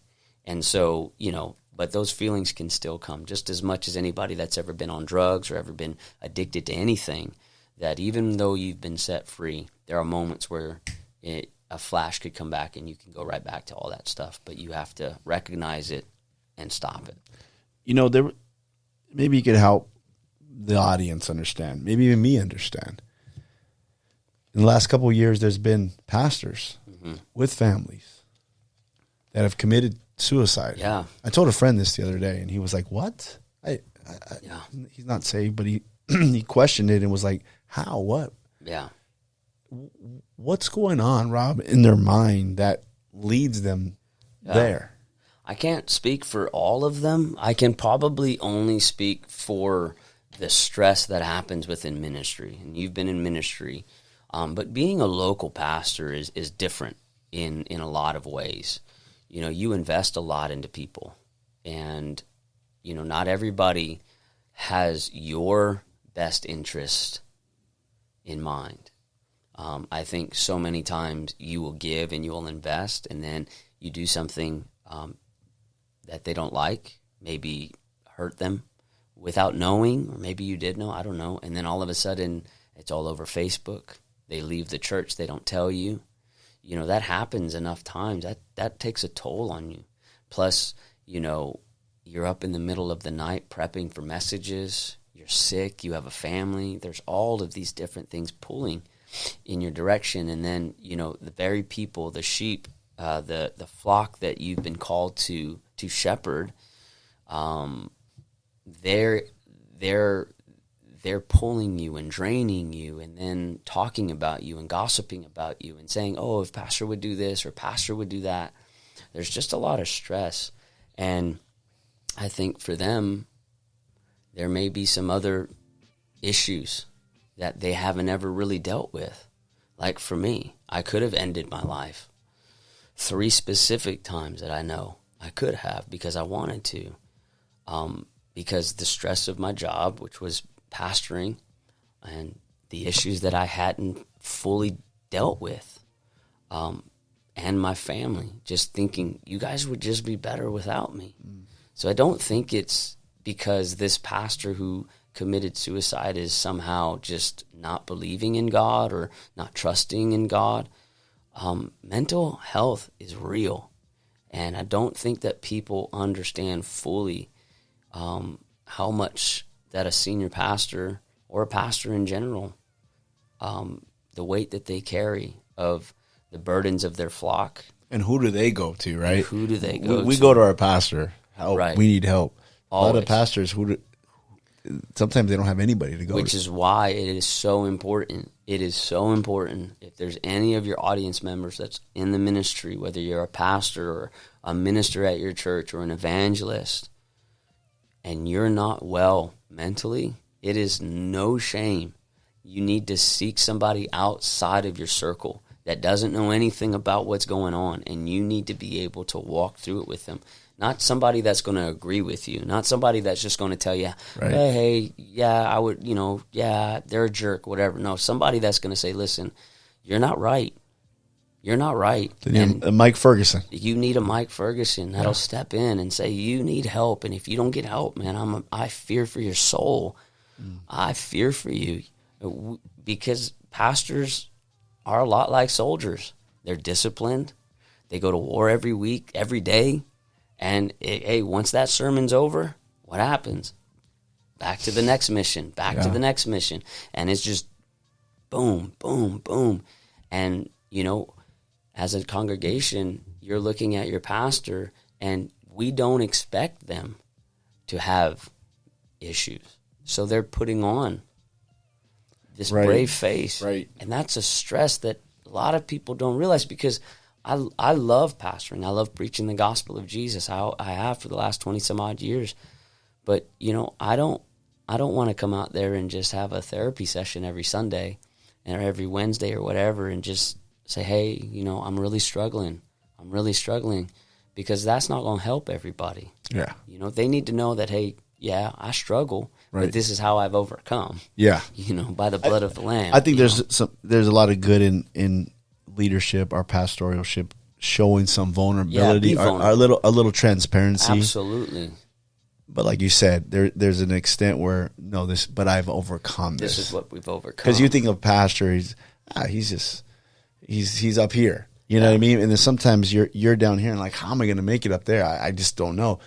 When a pastor shares or has a little bit of vulnerability, transparency in their struggle or their battle, then you're like, he was. I relate to that. Yeah, I can connect with that. that. Yeah. I think that's huge sometimes, because I think for the congregation, sometimes you're like, I ain't never gonna get there. He's perfect. Yeah. She's perfect. There's no way I can match up to that. Right. And so, being vulnerable, talking about, hey, there's times where I'm angry with my kids. I yell at my kids, but I'm not going to tell you like all the details of what's going on.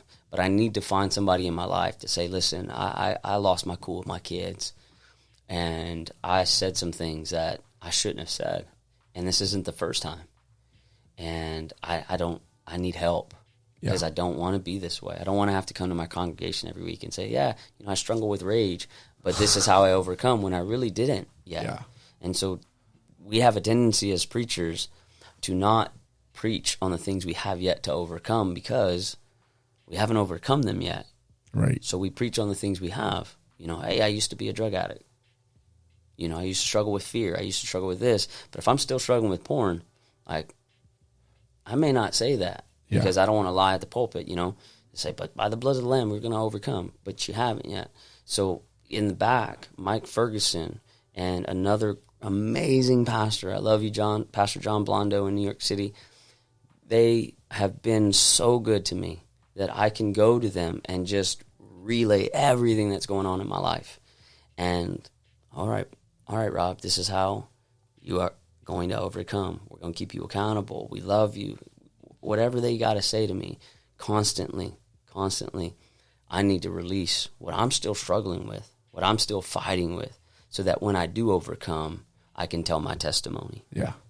So that I can come from a place of victory and not a place of being a victim, because I don't want to teach them how to be a victim. I want to teach everybody that there is truly victory.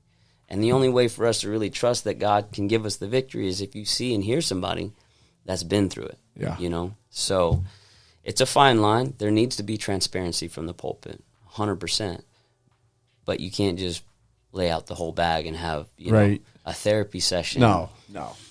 Yeah, I love what you said about accountability. Yeah, I find men don't have accountability, and they don't leave God, or they don't fall victim to their problems overnight. it's a gradual decline, and we only see the decline right at the end when they fall off the cliff. Yeah. But it's a gradual decline, and you go back and you talk to those guys, or you see those guys, and you say, like, well, what was the deal here? Right. Like, what happened? Right. And it was, they weren't accountable to nobody for things. I say that's like one of the most important things for men. Find somebody you can be accountable to. Find somebody that you aspire to be like. Right. And tell them everything and ask them a million questions so you can be better. And men, we have a hard time. We struggle with that because we want to be men. Yeah. No sign of weakness. Yeah. Accountability is huge. I mean, that's why discipleship within the body of Christ is important, because that's where accountability is found, is in that one-on-one, that deep discipleship. And that's what I found in Mike Ferguson, was somebody that took the time to sit down with me one-on-one and say, hey, what's going on? Right. And then when I would flip out or I would make a mistake, he would be the one to sit me down and say, listen, we've talked about this, and I noticed something, or your wife said something to me, and I just need to know the truth. What happened? Tell me what happened. I don't want to have to admit to Pastor Mike every week so eventually that discipleship is not just a place where I'm telling him what I'm doing wrong, but it's a place for him to teach me, according to the Word of God, this is how a husband, this is how a father, this is how a man of God should be. Right. And teaches me and has patience with me. And he did that, and, for a long time. So, before we get out of here, any advice to maybe a soldier, maybe anybody out there that has dealt with PTSD or hasn't dealt with the PTSD? What would you tell them, man?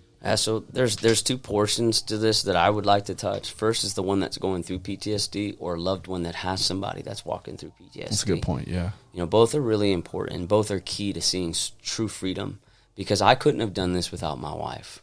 If she would have just said, you're too much, man, I'm done, we could have got a divorce, for sure. It would have been so much easier for her, but she chose to stick it out. So for the one that's going through PTSD, you got to give yourself a break. Give yourself a break. You may not even understand why you do what you do. You need to find a therapist. You need to find a Christian therapist, somebody that understands how to help you heal your mind, and somebody that can teach you the power of Christ to heal your soul. Because without that, you'll never have peace. If Pastor Mike didn't teach me how Christ could heal my soul, and he only helped me heal my mind, I'd still have sin in my life, which would still be broken. If he taught me that Jesus loved me and he helped me not sin anymore, my mind was still broken. And I needed the power. I needed him to help me get this right, and I needed Jesus to help me get this right. So it's both. So if you're the one that has PTSD, man, give yourself a break. Find a good therapist, somebody that can really walk you through what it means and why you're doing what you're doing. The second part, for somebody that has a loved one or a friend that's walking through PTSD, don't be afraid to ask them if they're okay. I wish before Pastor Mike, I wish somebody would have said, man, are you okay? They didn't. They said, are you okay? It's a little bit different than are you okay? Right. Than are you okay? Husbands know that. Right? Yeah, of course. Husbands know that. If you ask your wife, love, are you okay? Is everything good? She's gonna probably listen. If you all right? You all right? What's wrong? Yeah. What's wrong with you? Two is different that things. Tone. Yeah. If you have a loved one that is going through something dark mentally, man, before they take their life, before they do something that could ruin them for the rest of their life, man, before the divorce, before the suicide, before the addiction, ask them, are they okay? And stay with them. Yeah. That's the one thing that I'm so grateful. Baby, I love you, and I'm so grateful that you stuck it out with me, because you had every right to leave. You had every right to leave me, and you didn't. And I didn't cheat on her. I didn't beat on her. None of that stuff. But I sure didn't treat you like the princess, the daughter of God that you are. And so if you have a loved one that's walking through this, don't be afraid to ask them if they're okay. and then stay with them. Right. Don't abandon them. Don't leave them when it gets too tough. Don't leave them when they get angry at you at the 10th time you've asked them if they're okay. Like, they don't know. They don't fully understand what's happening.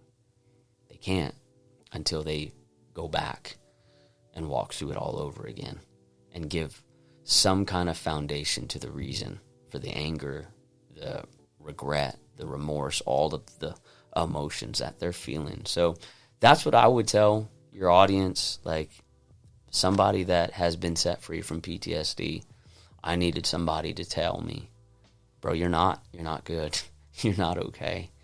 And I needed my wife to love me, to have grace, and to stick with me. I mean, she had every right to just bounce. Every right to bounce. But love conquers all. And she made a promise through sickness and in health, and I was sick. I was really sick. And it was dark. And I'm glad that Jesus didn't give up on me either. Right. You know, and he sent me a good one. He who finds a good wife has found a good thing. That's it. And I found a good one. So, hey, man, I mean, it's an amazing story, man. I appreciate it. I think. Sure, we can talk for a couple more hours. I'm sure we could too, man. There's a lot of stories out there, man. There's I think there's a lot of hope, you know, for people out there. You know, I have friends that were in the military and battling, you know, things. And like you said, you know, just reaching out, being not afraid to, hey, are you okay? Yeah. Whether it's a text, whether they're short with you, right? Yeah, yeah, I'm fine. Yeah. Whatever it may be, I think that was really good advice, man. And I think the hope in Christ, the hope in your friends and the accountability and things like that, I think, you know, you battled with it for so long and stuck it out. I think it gives a lot of hope to people out there, man. Yep. Hey, well, we do one last thing. All right, let's do it. It's called the Furious Five, man. Hey. I mean, it's me and Cam's favorite part here.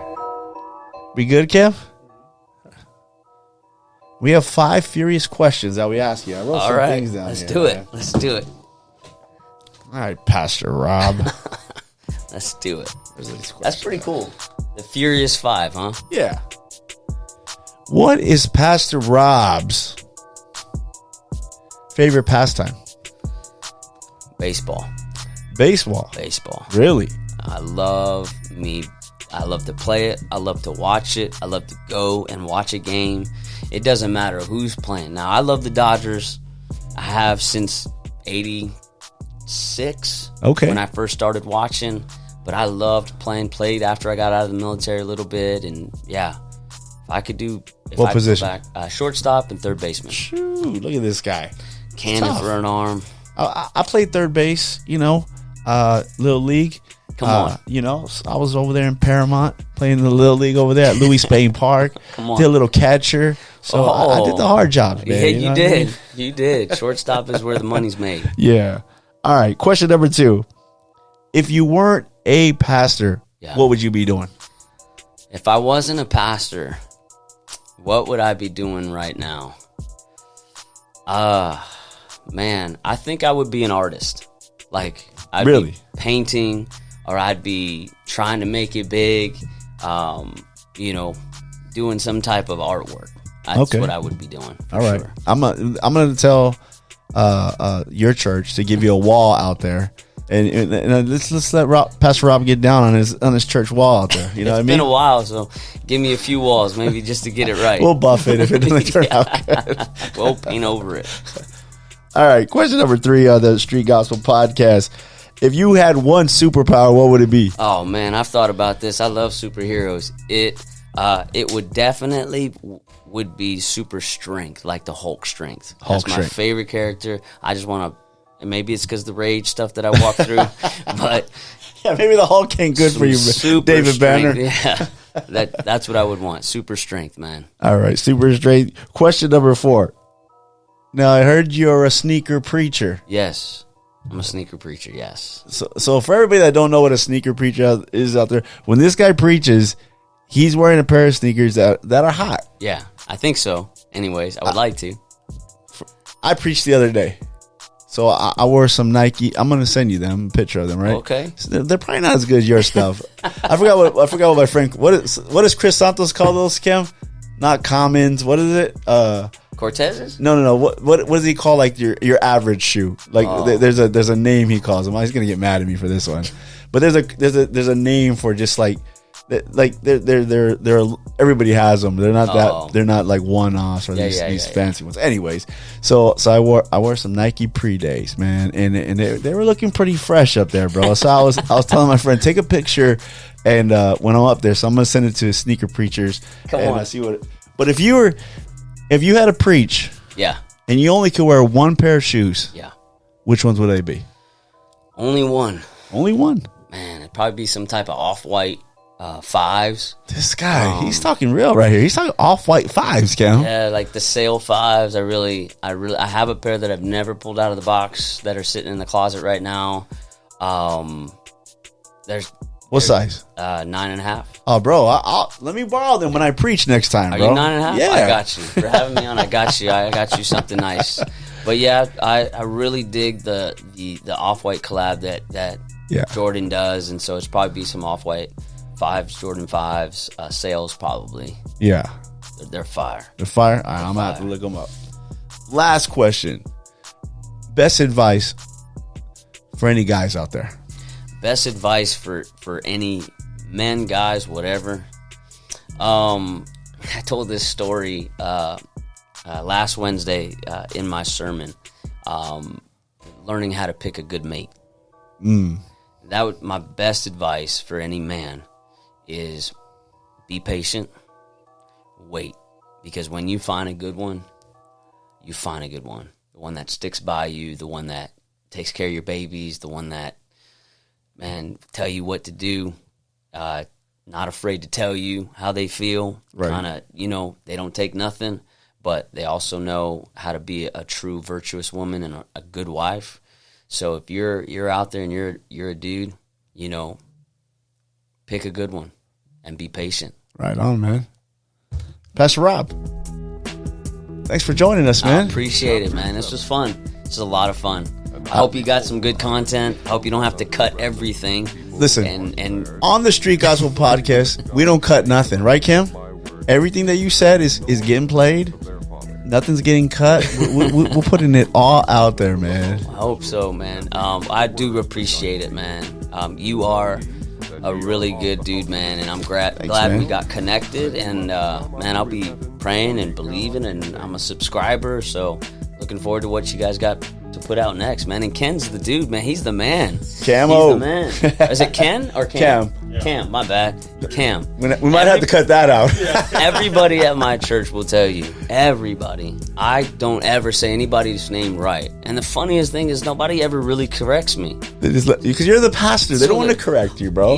It's just like, if you just correct me, I wouldn't call you like Ken for the rest of your life. But now I know it's Cam. So, but you, appreciate you, man. Everybody out there, check out Pastor Rob. His church out in the city of Whittier called City Reach. Yeah. Definitely a good church. We love you guys. We out.